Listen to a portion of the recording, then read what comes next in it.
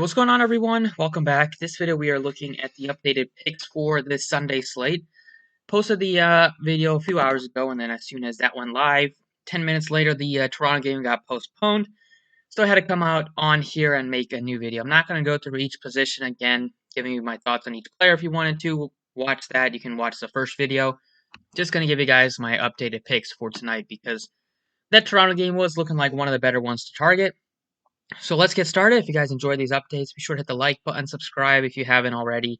Check out Twitter. We'll get more updates on there if Trae Young happens to be out or Jaylen Brown is out, because things are still going to change by the time 7 o'clock rolls around. At point guard now, I originally had Kyle Lowry in there. I'm going to go with De'Aaron Fox, $8,600. Think he's in a great spot. No Tyrese Halliburton is just going to make a little bit more usage for Fox, have him handle the ball a little bit more, maybe get a few extra minutes, maybe take a couple extra shots. He's just been doing everything for the team, and it's a very nice spot. Should be a up and down matchup against the Charlotte Hornets. Should be a competitive game as well. At shooting guard, looking at Derrick Rose here. He's $5,700, playing great basketball since he's been in the starting lineup. Don't think Payne is going to play tonight, so we should see good minutes for Rose again. He played 38 yesterday in it's a back-to-back set, but Tibbs doesn't really care about that stuff. He's still going to play his starters huge minutes. Rose, as long as he's playing well, he's the guy that gets assists, gets you a ton of usage when he's out there, which is what you want. Still very cheap at 5,700. The matchup against Detroit is really solid. He gets a much better matchup facing off against like Dennis Smith and the rookie Saban Lee instead of facing off against Delon Wright. So that's a good sign for Rose, and I think it's another spot where he should be able to hit you at least 6x value, if not more. Small forward, looking at Justice Winslow here. He's $3,400. He is looking like one of the better value plays of the slate right now. They are going to be missing Grayson Allen, so a guy that has been getting already over 20 minutes to be looking at maybe a few more, like 25 minutes. He's had a good game last time out, maybe starting to shake off some rust. He is going to have like a big part in this future. Probably will see him starting pretty soon, maybe next year.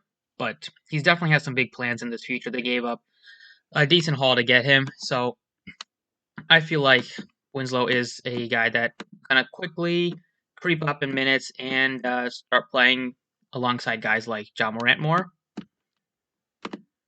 At power forward, we're looking at Harrison Barnes just because he is pretty affordably priced still, $6,500.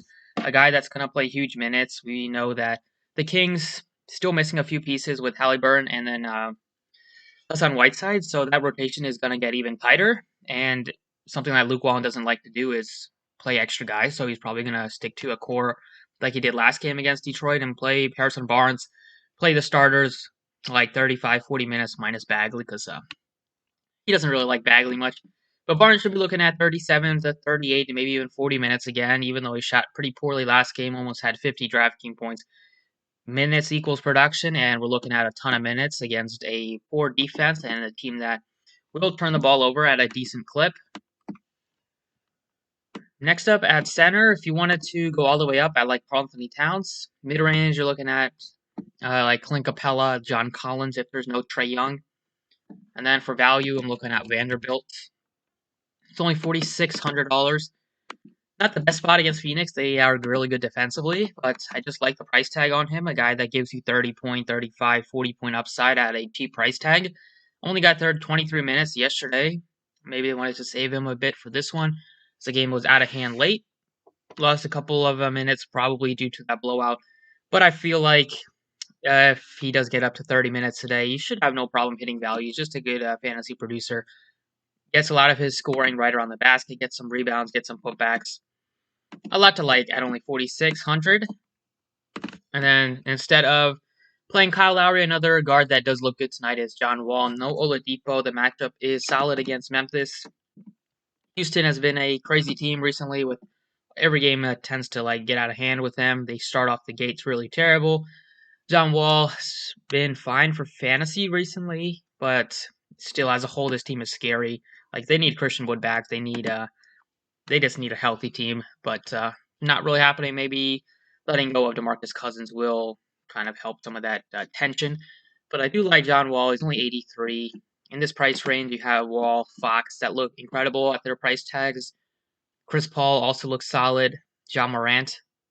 They're the other couple that I'm looking at, but really like so far Fox, Rose, Winslow, Barnes, Vanderbilt, John Wall. 12:30 Eastern Time update, so we'll see what happens by the time 6 o'clock rolls around. Gonna go ahead and touch on Fanduel. Alright, Fanduel, we have a lot of guys that I did like in that Toronto game no longer in play. So, point guard options, now you have John Wall, Russell Westbrook, De'Aaron Fox, the guys that I'm looking at. Also, LaMelo and Chris Paul still loaded at the point guard position. You would have John Morant here, Kemba if there's no Jaylen Brown, Derrick Rose. So, I think I'll still stick with De'Aaron Fox. Play him a ton. It's been working out recently, and I think it's going to work out again tonight at home against the Charlotte team. And should get more usage tonight without Tyrese Halliburton.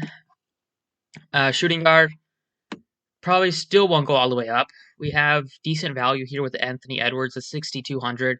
Buddy Hield is 56. If there's no Trae Young, then Kevin Huerter looks great at 53. Eric Gordon looks good still at 53. For value, you have Burks. That's mainly it. Maybe KCP as a pure punt play. But I'm still going to stick with Eric Gordon. Just going to benefit more with minutes, ball handling without Oladipo, more shots to go around. Small forward, you can go all the way up for LeBron if you want. I don't think I'll have much Butler. I still like Harrison Barnes at 65. And then you can look to Gallo if there's no Trae Young. And for value, you can look to like Barrett or Bay. And then you have really cheap value with House and Winslow. Power forward, it's Tatum if there's no Brown. Julius Randle looks more appealing now that a guy that a lot of people are going to play. Shea is no longer in play. John Collins looks fine. Jeremy Grant also looks good. You have Bagley as a cheap price tag, and then us like not super cheap, but he's kind of like decently priced for a guy that should get some backup center minutes without Whiteside. And then you have Jay Crowder as a really good value, but I think Vanderbilt's still a guy I'll get to at 4,400. And then last but not least, it's Carlton Towns or Capella. As the pay-ups for value, it's all the way down to like not a ton, but maybe you can look to like Olynyk if you think he's going to break out of a shooting slump, or if they decide to start Biyombo today, we'll see what they do. So mainly I'm kind of looking to get up a bit here with Capella, Towns, or Valanciunas. Still like Capella. If there's no Trae Young, that might hurt him a little bit because Trae Young does give him some nice looks, and Capella's not a guy that will create his own shot.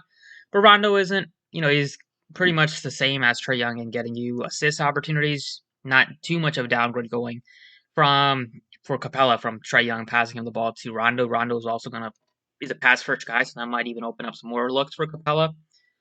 So that is it for the update. Thank you guys for watching. Appreciate it. Best of luck tonight, and catch you all later.